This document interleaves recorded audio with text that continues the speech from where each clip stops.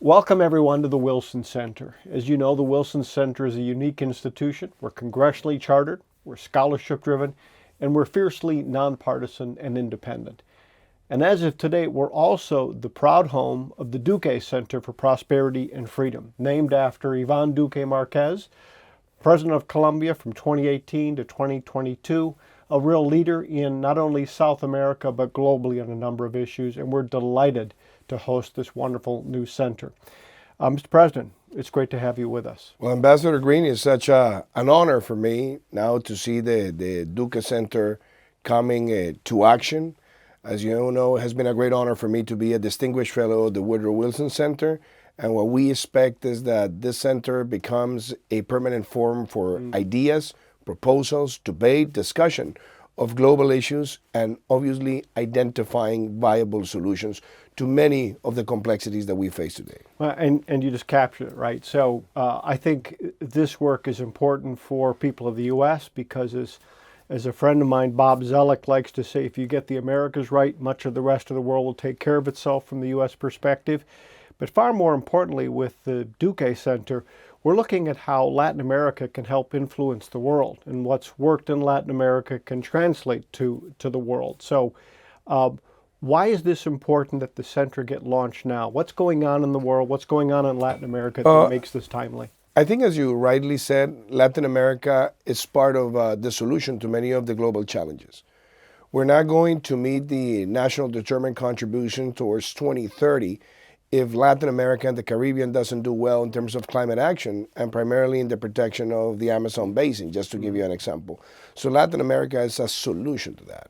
The second thing is Latin America has to play a very important role when it comes to nearshoring and friendshoring, because we share values of democracy, free markets, liberal economy.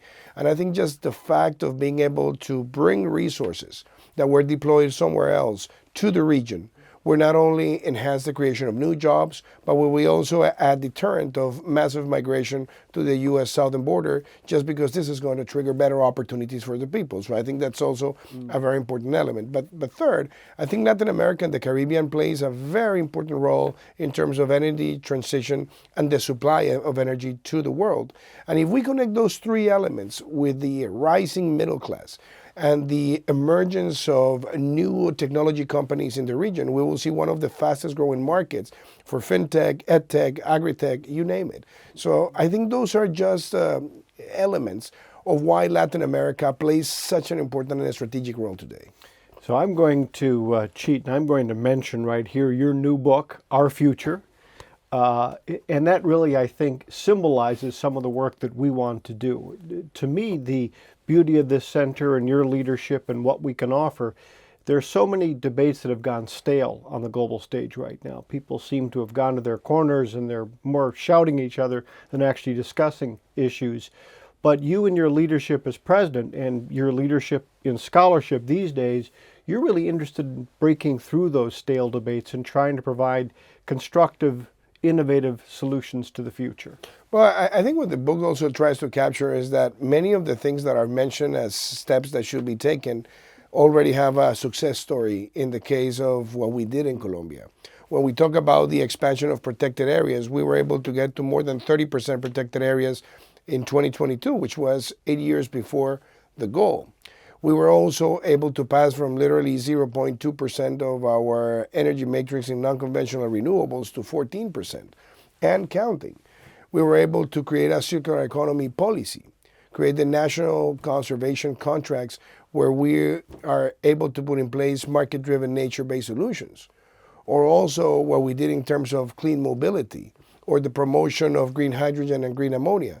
So I think if we look at the 16 proposals that Our Future has of how can countries in Latin America and the Caribbean face the climate crisis that the world lives and become part of the solution, they're all viable if you achieve one thing, and it's having leadership from top down. Yeah. So that's one of the basic elements the books try to put before the eyes of the people. If we have the right leadership, if we have the determination and the willingness to put the political capital to achieve these results, those results are viable. Well, and I think, as you point out, what's important about the book is not really the topics covered in the book, but instead the fact that you're showing it can be done, that we can break through the stale debates, that we can construct collaborative answers.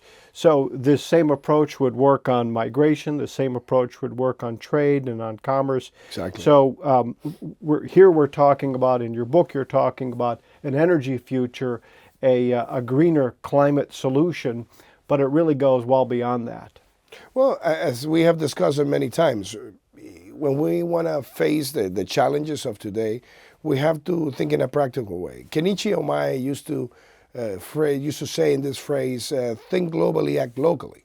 So we have to think globally in terms of the size of the challenges we face as humanity, but it all begins locally.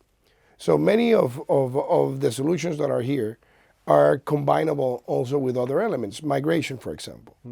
We were able to bring 2 million Venezuelans to Colombia with your support when you were in USAID.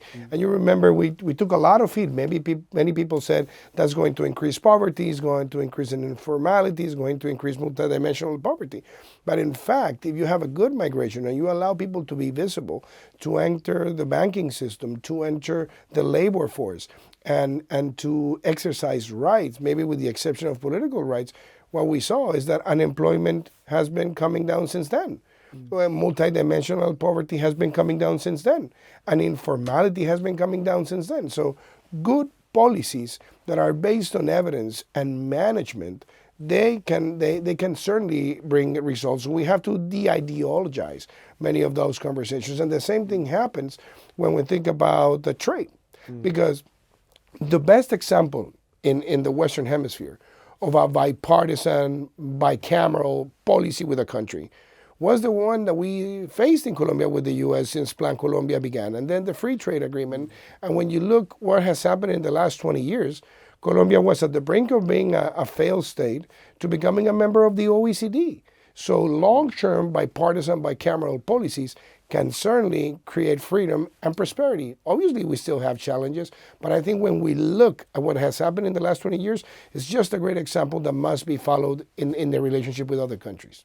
So the Duque Center for Prosperity and Freedom talks about the right principles, the right leadership, and the right solutions for our future. We're very proud to host the center here. There's so much work to get done, and we hope you'll all follow us closely and stay tuned. Thank you.